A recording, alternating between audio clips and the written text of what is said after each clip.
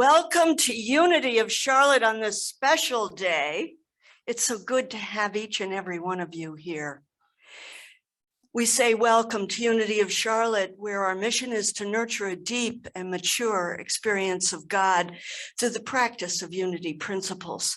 And these are principles that we use in our own life, and we see how they work. You see, you're at complete freedom.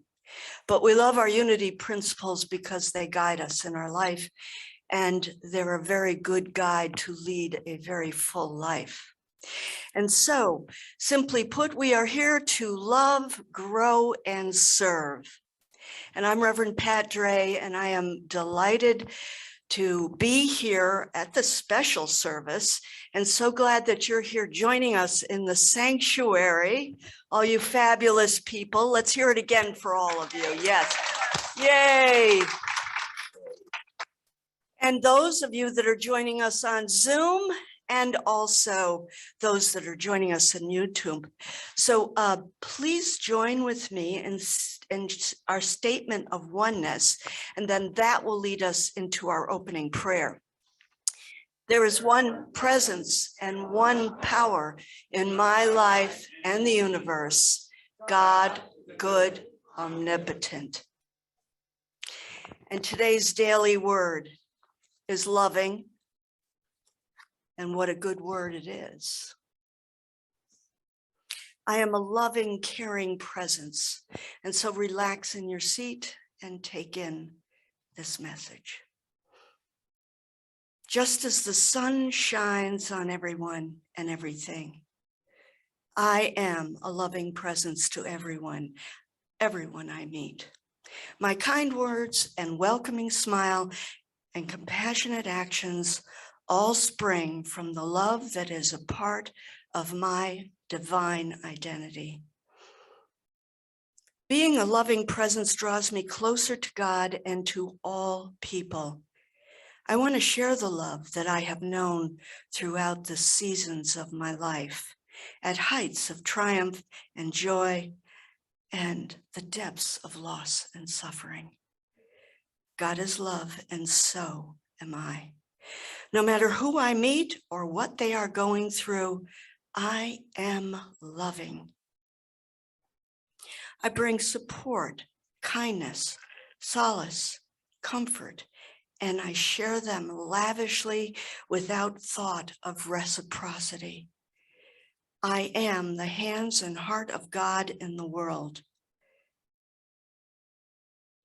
Owe no one anything except to love one another, for one who loves another has fulfilled the law. Romans 13:8.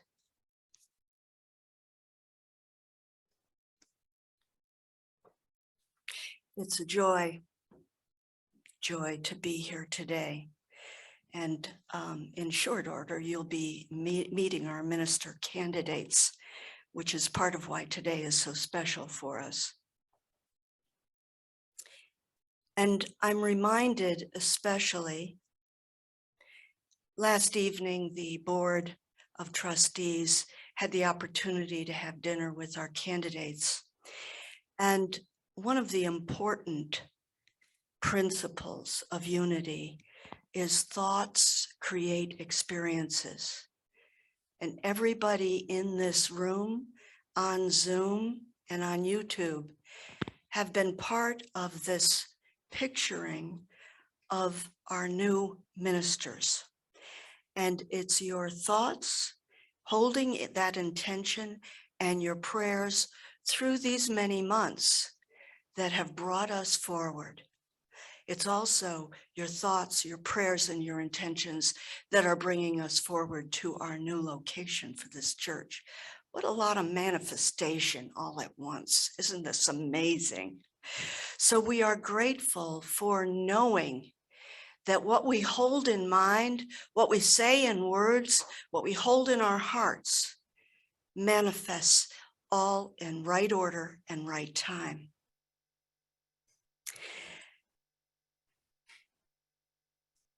I'm going to urge our people that are visiting with us and part of our YouTube, thank you for being here with us in this wonderful way that we can join many things. But I also want to say to you, being here in the sanctuary takes it to a whole new level. So do consider coming in the coming weeks and being here, even if you're in your fuzzy slippers, because we're actually soon to announce a fuzzy slipper day. So, and who knows, you may be in your relaxed clothes also. It may extend to pajamas. I don't know how crazy our president of the board will take this, but he's been known to be very crazy. I think last night after dinner, he went to examine his pajamas to see which ones were more formal attire. So with all of that, I'm going to move to reminding you that we are here for prayer for you. Please, you can go to our website and request prayer. It is our honor and our pleasure to pray for your intentions and what you need in your life. I am going to remind you that there are a number of events that are happening here at Unity of Charlotte, and you are welcome to go to our website for the specifics related to that. And now I am going to have Lawrence Tolliver, our president of the board, come up to introduce our minister candidates who are speaking with us today. And that will be followed by a workshop at 11 o'clock. And that is on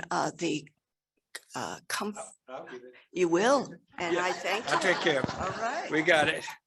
Because I'm going to invite all of those people who are in their easy chairs, on their sofas and in their beds to come right on over. You've got time enough just to throw any old thing on, including your fuzzy slippers. Come on over to the Marriott, the Courtyard by Marriott on South Park, near Park South, near South Park Mall. So that's very easy to get to from here. We just go north on South Boulevard, turn right on another famous Archdale Drive, and then make a left on South Park. Park South. That's in that Charlotte for you. We change names all the time. So we would love to see everyone, because we do have something special, as Reverend Pat has already said. Our two minister candidates today are coming to us to become co-ministers here at Unity of Charlotte.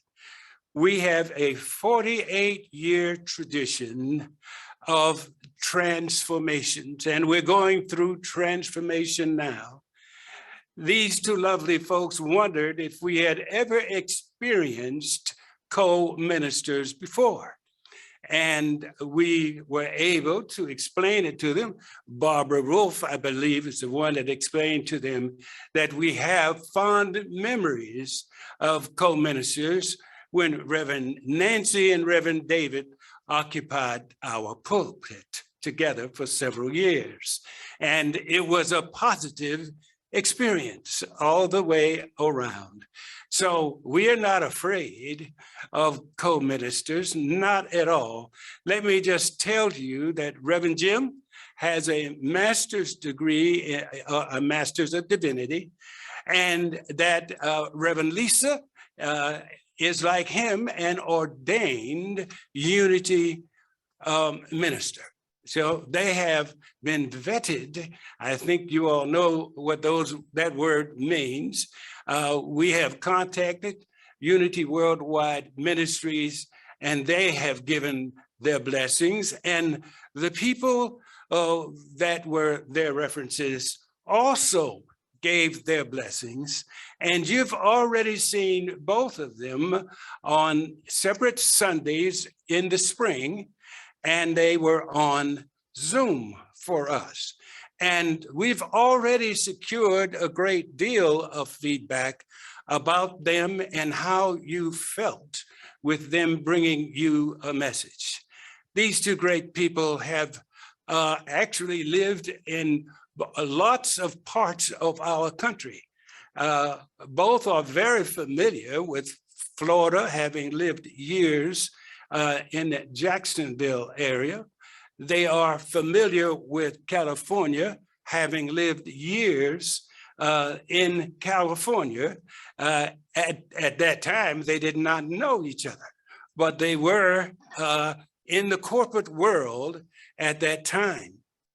And they've both been known to volunteer for unity activities and services way before they entered the ministry.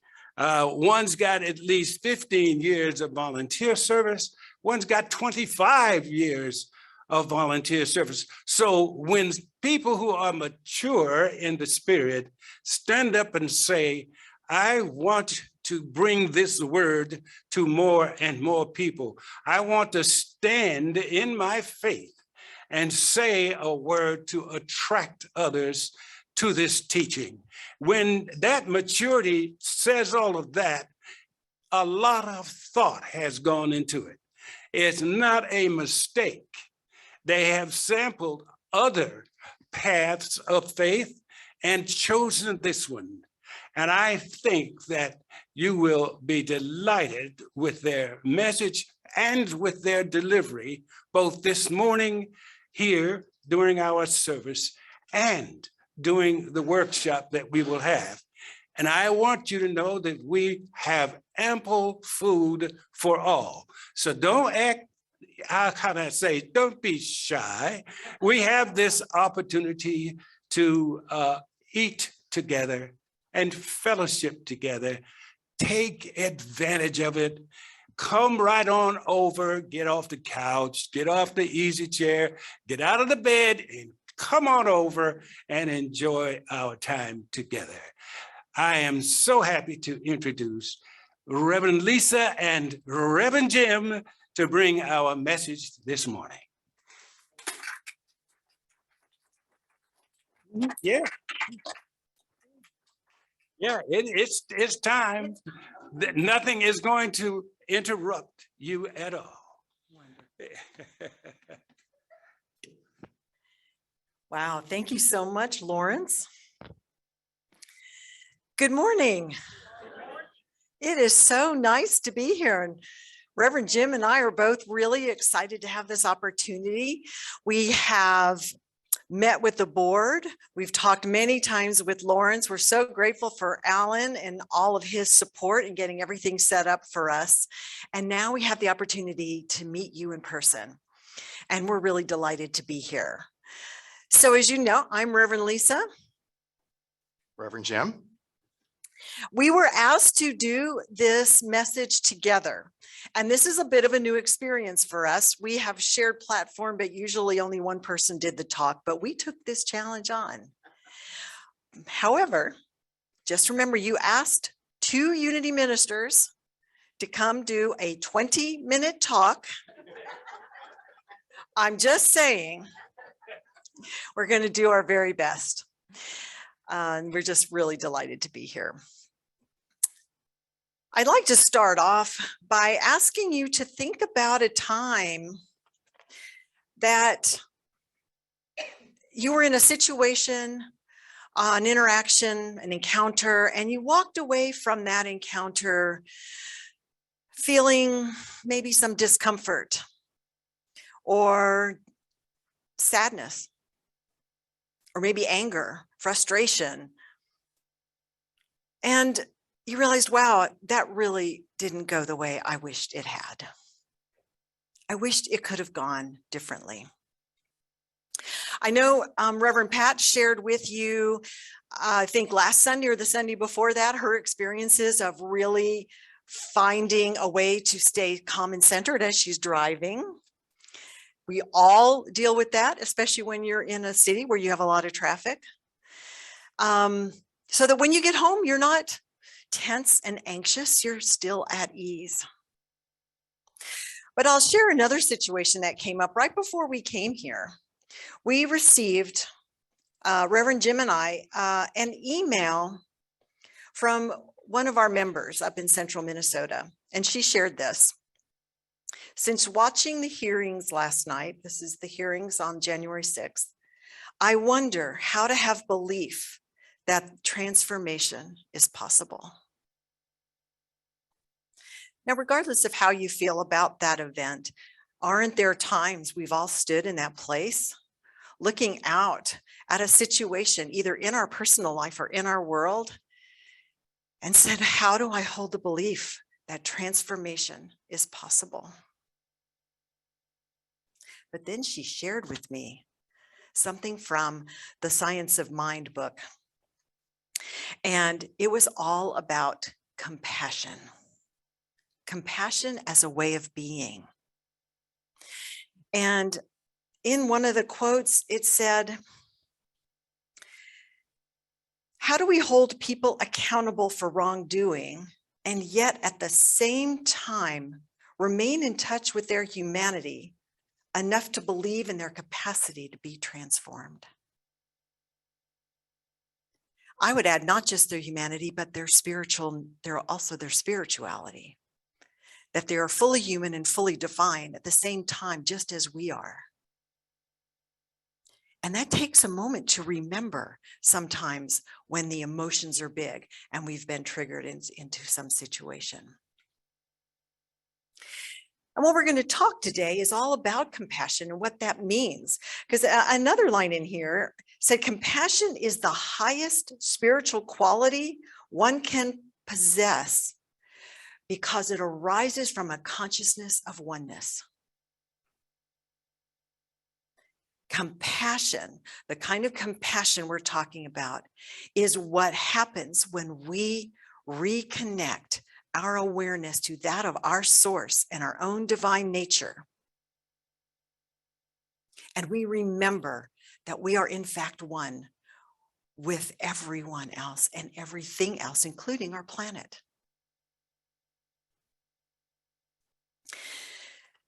What inspired me in this talk was something I read by Richard Rohr.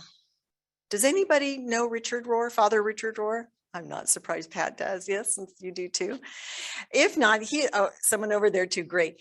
Father Richard Rohr is a Franciscan priest. He is probably one of the most popular and widely listened to and read spiritual teachers, because he has a perspective and his theology aligned so beautifully with New Thought and with unity about who God is and who we are in that relationship and our true nature and what we're meant to be here. And he is all about the coming together in the contemplative mind, which we might call the Christ mind. The contemplative mind is one that has moved from that sense of being separated and fearful to remembering our oneness. And when we do that, compassionate action becomes our natural way of being. He calls it the second gaze. I'd never heard this before. The second gaze. And that's what we're going to look at today. We're going to find out what's the first gaze. There's a second gaze. There must be a first gaze, right? What's the first gaze? What does it mean to go to a second gaze? And how do we get there? So I'm going to begin with looking at the first gaze, and then I'm going to invite Reverend Jim up, and he's going to take us through that second half. But the first gaze is our first reaction to a situation. That first that hits us. And often that comes from a place of I, me, mine. A place where we feel like we need to protect ourselves or defend ourselves, or we need to figure out how to get control because there's a sense of fear or anxiety that something can happen that could harm us in some way or take something away from us. The first gaze is often our first reaction. And it generally comes from a sense of forgetting for a moment our own divine identity, forgetting for a moment our connection to each and everything and the divine identity and aliveness within everyone and everything. It's easy to forget when we're looking out at some of the tragedies that are going on around us, isn't it? Sometimes it's a little hard to remember when we're standing in the midst of chaos and loss, what appears to be chaos and loss.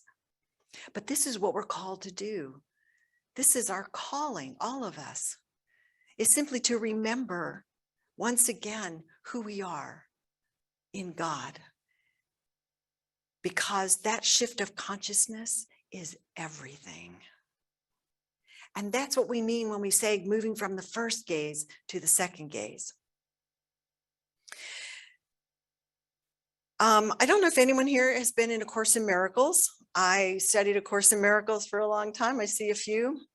A Course in Miracles says there's really only two emotions, love and fear.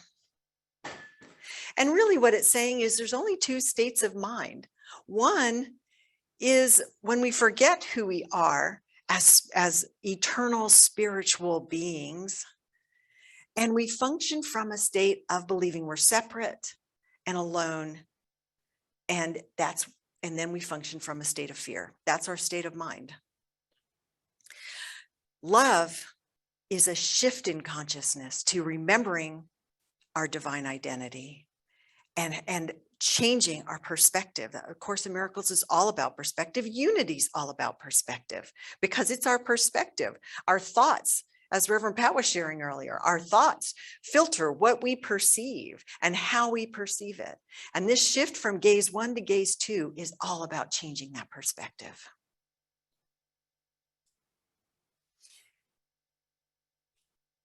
Charles Fillmore shares a quote from Keep a True Lent.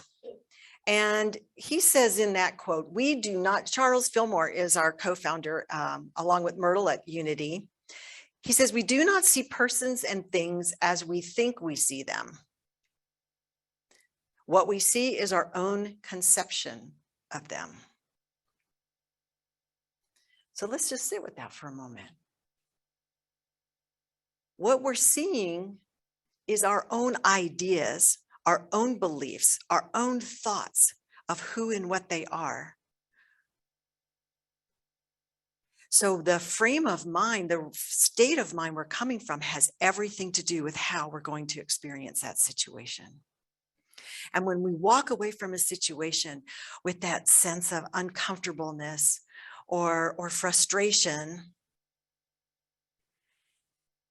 it's a call to change our own mind first and to relook at what we might not have seen. Because he goes on to say in this quote, those who have for even a short time given their thoughts to the Christ Spirit can testify that it has developed in them a new outlook. When in that moment, we have forgotten and we have that sense or trigger that goes off, that's the call to remember. And that's the call to move from what Richard Rohr would call the first gaze to the second gaze, which I'm now going to invite Reverend Jim. Reverend Jim, would you come share with us what that second gaze is? I would be happy to. Thank you very much.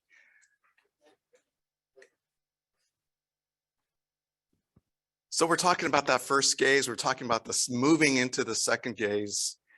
Reverend Lisa talked about the fear that may be there for that first gaze. And we're moving into love. That is the progress. That is the movement that we're talking about. Fear into love. And she mentioned A Course in Miracles as well.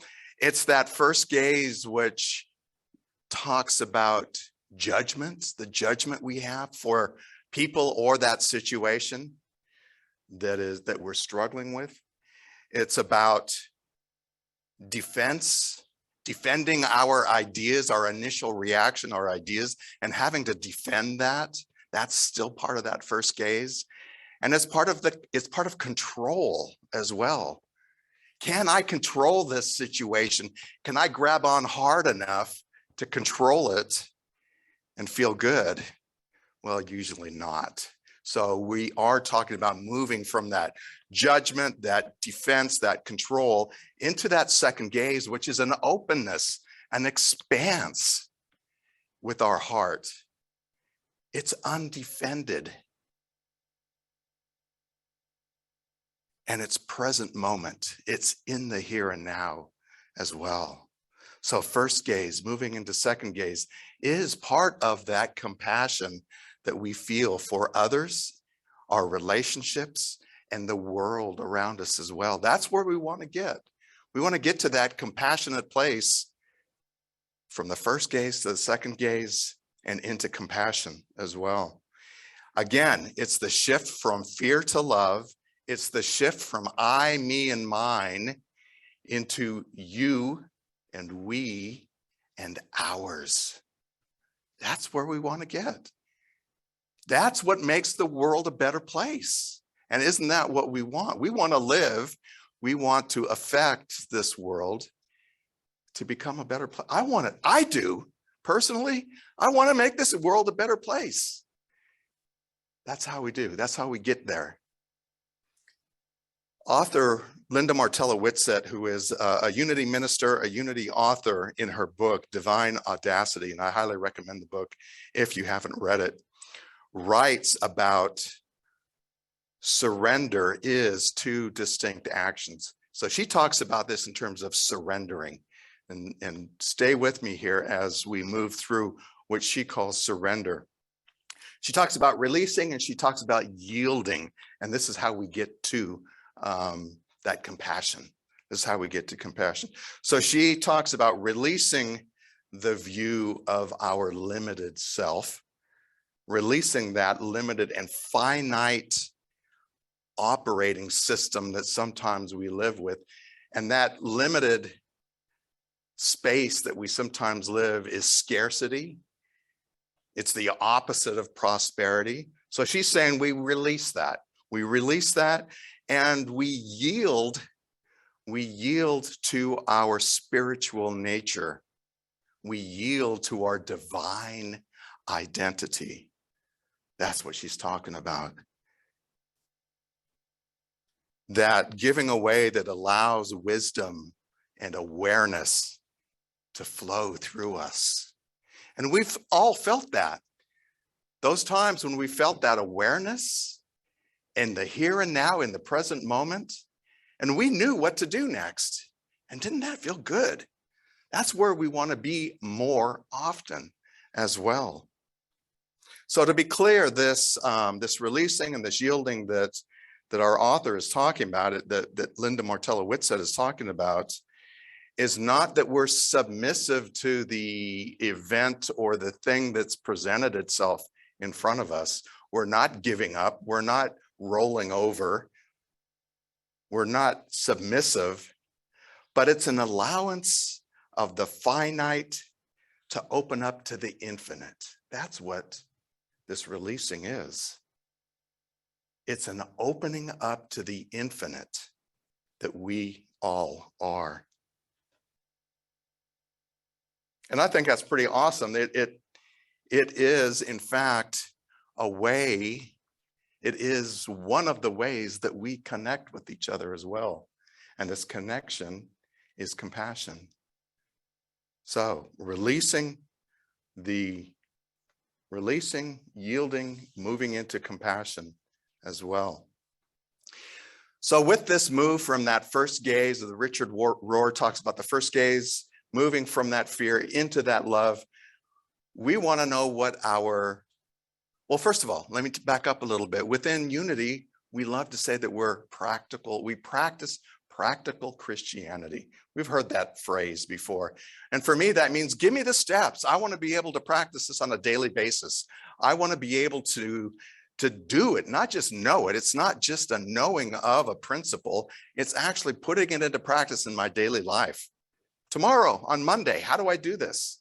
Tuesday, how do I put this into practice? how can I make this a better world by these steps? So practical Christianity is moving to compassion with a contemplative mind. That's how we're going to do this. Contemplative mind. Now, contemplation is not, again, a warning or this contemplative mind is not simply withdrawing.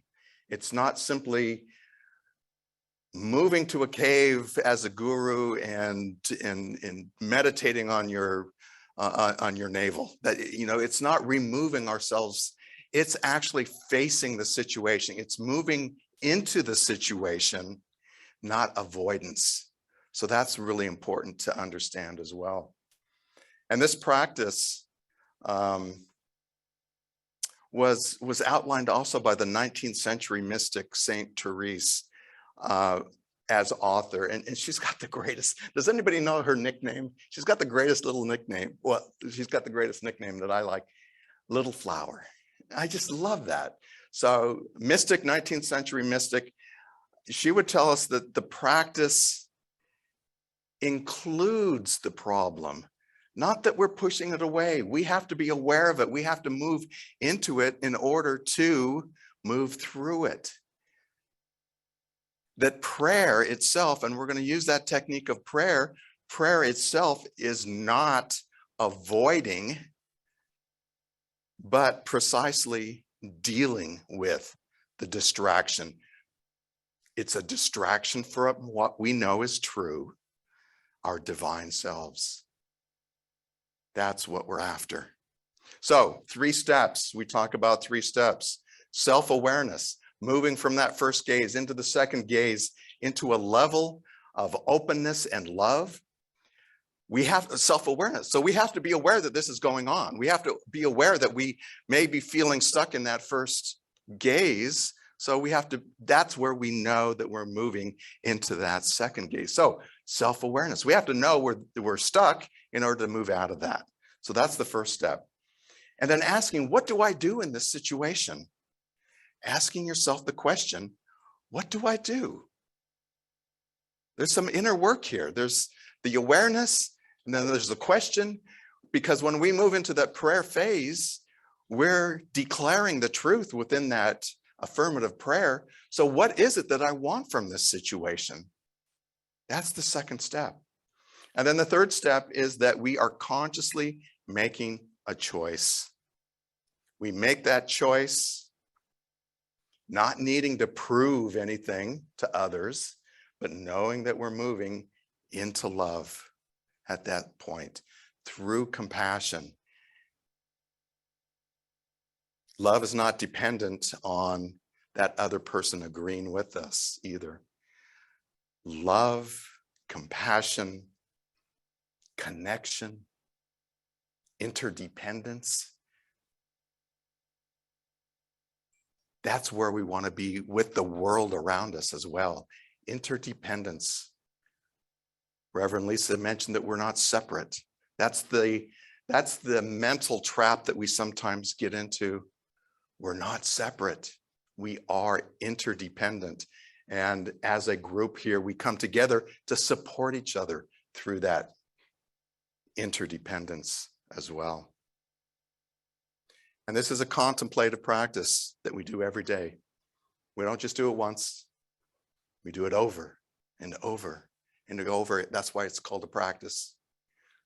Whenever it comes up, we become aware. We ask ourselves, what is that? What do I want from this situation? And then we consciously make a choice for that next step that takes us into love. So I'm going to turn this back over to Reverend Lisa. Thank you. First gaze to second gaze. I just wanted to share a really quick personal story, which I meant to start with at the beginning, but I'll share it now because it's one of the stories that comes back to my mind, a situation where I became really aware of missing the second gaze. And it was when I was in a restaurant. Reverend Jim and I were in Minneapolis. The COVID requirements or restrictions had been lifting. So for New Year's Eve, we decided we're going to go to a restaurant, a nice place, have a nice dinner. We hadn't been out in a year probably, and just have a nice celebration and make it a special night. So we went to a restaurant that we heard was a nice one, and we were almost the only people in the place, which was kind of nice. We could relax and not feel too crowded. And the server we had was very young, and it was a little clear she was probably fairly new to her job. And we started the evening. We looked at the menu. It wasn't exactly what we had hoped for, but it was good. So we placed our orders with her, and I ordered a piece of fish with herb roasted potatoes, which just sounded so good. Herb roasted potatoes. When dinner arrived, I got a nice piece of fish and breakfast fried potatoes. Old breakfast fried potatoes. And I'm sorry to say, this was not my shining moment, but I was stuck in the first gaze because my immediate reaction was, what? This is not what I ordered. She's made a mistake. I am not happy about this. And what can I do to get control? And so I did say something to her, and her response to me was, well, that's what we have. Did not help the situation. So, you know, I didn't enjoy the meal because I'm gnawing on this idea that I didn't get what I wanted. And I was very much stuck in an I, me, mine place. And my poor husband had to be there and listen to me. And it wasn't until we walked out to the car and I sat down, and it's like, as soon as I sat down, I went, wow, that could have gone so differently. If I had paused for a moment and thought, what do I really want from this evening? What I really wanted was to enjoy an evening out and to feel connected, to feel a connection, because we've been isolated for so long. Who cares about the potatoes? And all I would have taken was a deep breath and remember, you know what? I would rather feel a connection with this person serving me. Maybe see it get curious about her, where she's coming from. I mean, I think she was brand new. She probably didn't really know what she was doing. She probably didn't really get trained on how to deal with a situation like that. And not only could we have had a better experience, but so could she. And we all would have gone home happier. So that's a simple scenario. We have much more dramatic scenarios going on in our world. And I mean, sometimes I'm very careful about the news that I watch, but I do stay abreast of what's going on. And I use it as a practice to stand in that moment of discomfort in seeing what situations that may be very difficult, and choosing curiosity and openness and the desire to connect and not condemn. And that moves me into a place of compassion, and that is a place of action. And this is what Reverend Jim was saying. A contemplative mind moves you to a state of compassion, but compassion is not passive. It is actually what fuels our action in our lives and in our world. So I invite you all to the workshop this afternoon, because we're going to be having personal experiences of finding within us those experiences we want to bring more compassion to. So please come and join us. We would love to have you there. And now Reverend Jim's going to guide us in a short meditation so we can take this just a little deeper into our hearts. I don't think we're going to have herb roasted potatoes this afternoon. Are we? No, I wanted to check. But let's go ahead and move into meditation. So I invite you to maybe Set your feet on the ground, ground yourself. If it feels comfortable, close your eyes. If not, focus on a point out in front of you. Find a place for your hands on your lap, maybe palms up or down, it doesn't matter. And then breathe. Notice your breath. Maybe even let out a sigh, and that's okay. Feel the breath as it enters. Notice as it exits, that exhale. That in and out. This is the releasing of our physical.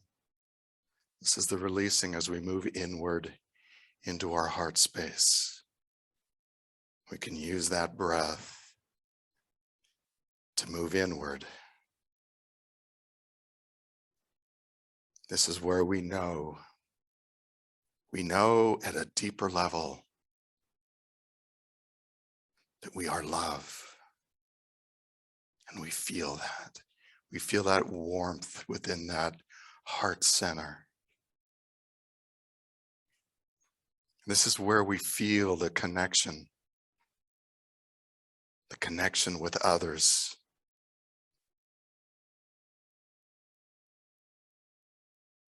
And we breathe. With each exhale, we drop a little deeper into this time.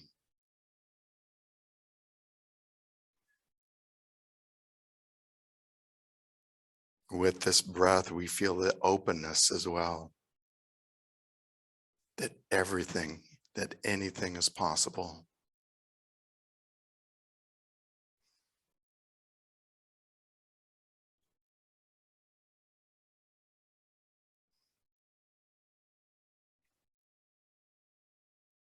And over the next minute or two, as we focus on that idea of compassion, of moving from fear to love to compassion,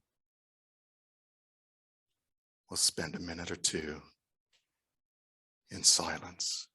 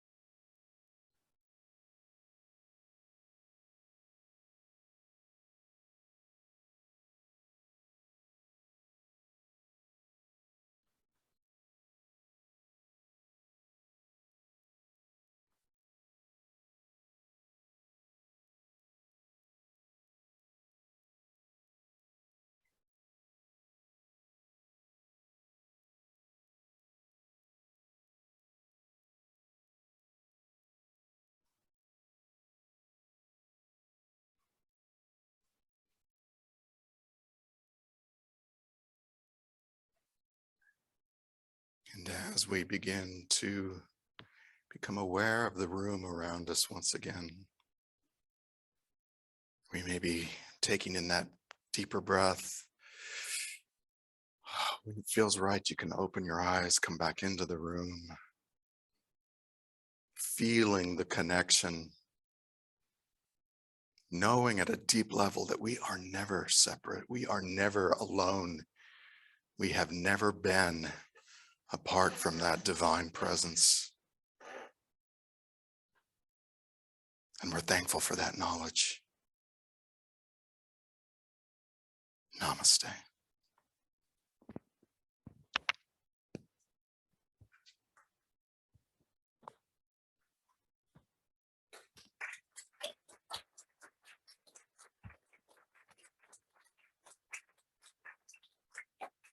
How beautiful that was.